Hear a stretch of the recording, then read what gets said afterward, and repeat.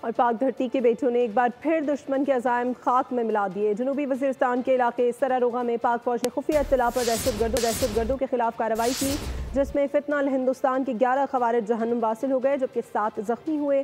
کارروائی کے دوران وطن کے 2 بہادر سپوت میجر سید معیز عباس شاہ اور لانس نائک جبران اللہ شہادت کے اعلیٰ رتبے پر فائز ہو گئے۔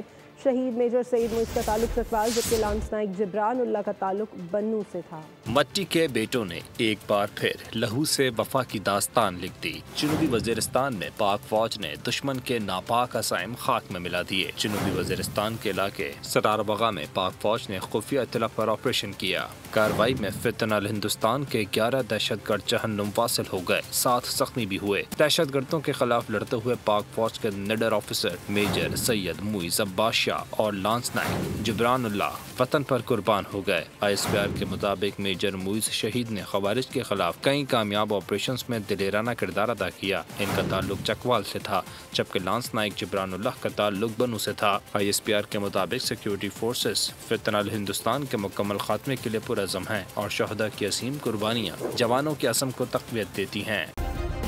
سبسکرائب کریں اور بیل دبائیں تاکہ کوئی خبر رہ نہ جائے۔